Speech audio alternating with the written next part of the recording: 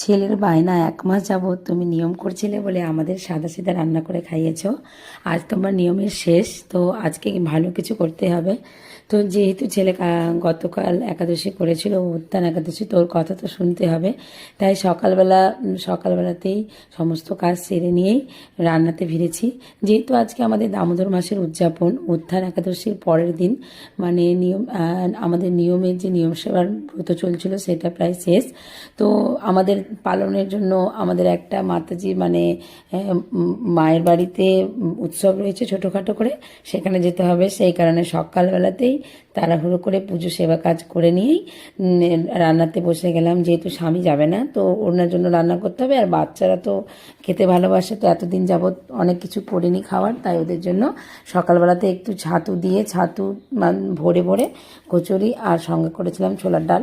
ছোলার ডালটাতে বেশি কিছু দিইনি, যেহেতু ১ মাস যাবত আমাদের খাওয়া দাওয়া সেরকম তেল মশলাওয়ালা হয়নি। তো আজকে হঠাৎ করে যদি সব কিছু তেল মশলা খাওয়ার হয়ে যায় তাহলে ক্ষতি করতে পারে। সেই কারণে হালকা একটু তেল দিয়ে শুধু জিরের গুঁড়ো আর কাঁচা লঙ্কা দিয়ে ছোলার ডাল, আর সঙ্গে একটু ছাতু ভরে ভরে নিয়ে গোল গোল করে ময়দা, একটু সামান্য ময়দা দিয়েছিলাম, আর অল্প একটু গমের আটা দিয়ে দেখো লুচি করে নিয়েছি।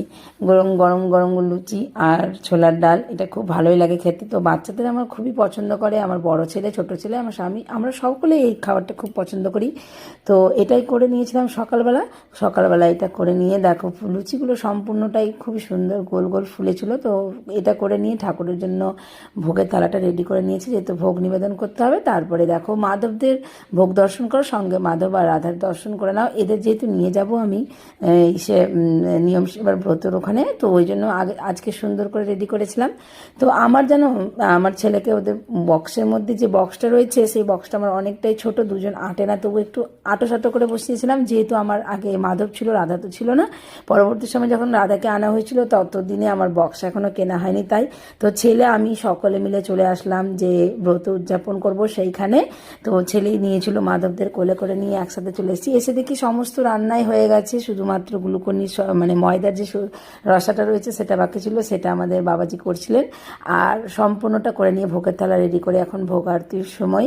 তো এখানে দেখেন বাবাজি যে রয়েছে উনি ভোগ আরতি করছেন, ভোগ নিবেদন করেছেন। সকলে ভোগ নিবেদন আরতি দর্শন করো। সঙ্গে যে মাধবরা রয়েছে, আরও ভগবানরা রয়েছে, সকল মাধব, অনেকে মাতাজি বাবাজিরা সকলে নিয়ে এসেছিলেন নিজের বাড়ির ছেলে মেয়েদেরকে। তো সকলের দর্শন করো, সঙ্গে ভক্তদের দর্শন করো। ভক্ত দর্শনে অনেক পাপ থেকে দূর হয়। তো আরতির পরে এখন ভোগ দর্শন করে নাও। দেখো ভোগে রয়েছে অনেক কিছু। সবার প্রথমে রয়েছে রসগোল্লা, যেটা সবারই পছন্দের। তারপরে রয়েছে ময়দার রসা, রয়েছে ডাল, কুমড়ার টক,